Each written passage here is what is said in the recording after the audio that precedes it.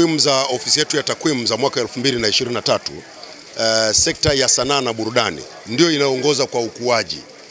Inakuwa kwa wastani wa 17.1, na hizi ni takwimu za mwaka 2023. Tunazizidi sekta kubwa, umeme, kilimo, madini, sijui utawala na vitu vingine vyote. Sisi ndio tunaongoza na tuko kwenye 17%, anayefuata ana 16.3.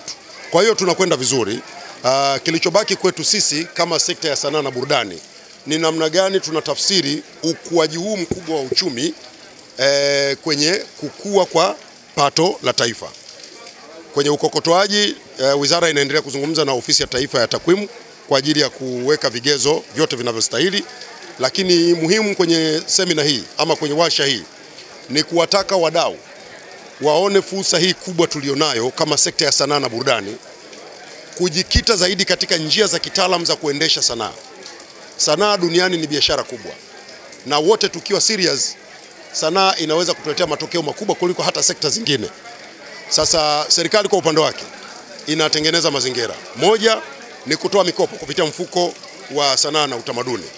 Tunatoa mikopo, na tangu tumeanzisha mpango huu tumeshatoa mikopo ya zaidi ya shilingi bilioni 5.2.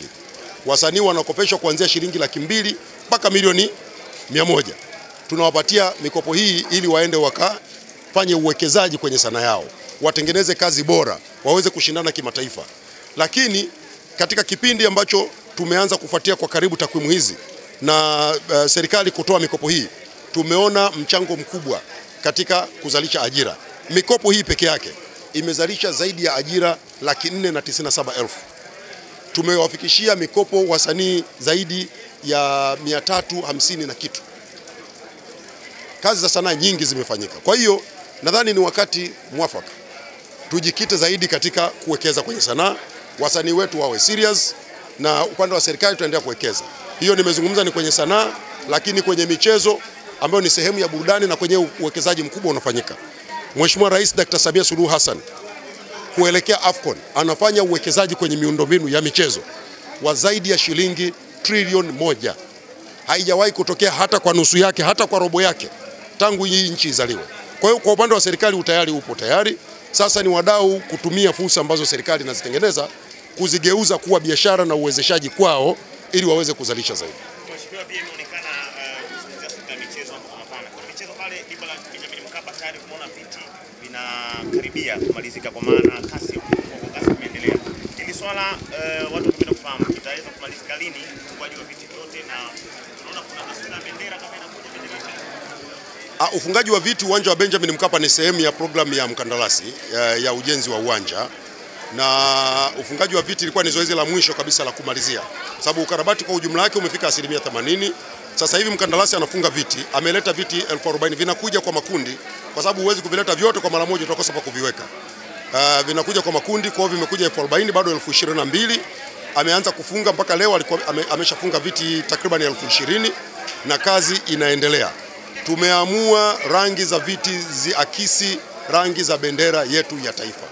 Tutafanya hivyo, lakini pia kwenye lile zege kuna material ambayo tunaiweka ili uwanja uweze kuvutia zaidi. Tunafahamu kwamba tumepata changamoto ya pitch, lakini naomba niwaambie Watanzania, pitch kwanza haikuwa sehemu ya ukarabati wa uwanja wa Benjamin Mkapa. Uwanja wa Benjamin Mkapa ulikarabatiwa kwa eneo la pitch na shirikisho la kandanda barani Afrika CAF mwaka 2023. Na CAF walituambia kwamba pitch ile inaweza kudumu kwa miaka 2, na baada ya miaka 2, baada ya CHAN tuibadilishe.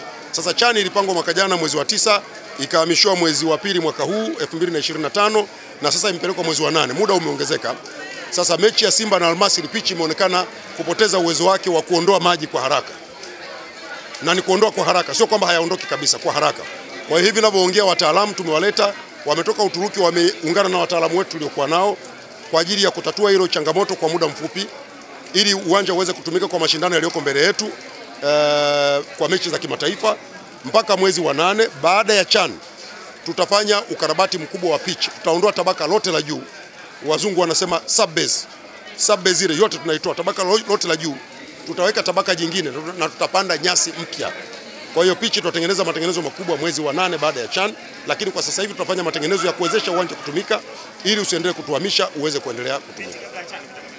Viti vitakamilika mpaka mwisho wa mwezi huu wa 4. Kulingana na mkataba wetu na mkandarasi, mpaka mwisho wa mwezi huu wa 4 vitakuwa vimekamilika. Naambiwa hata vile 22 vimeshafika Tanzania tayari. Kwa hiyo ni kazi ya kufunga tu, kuongeza kasi kufunga.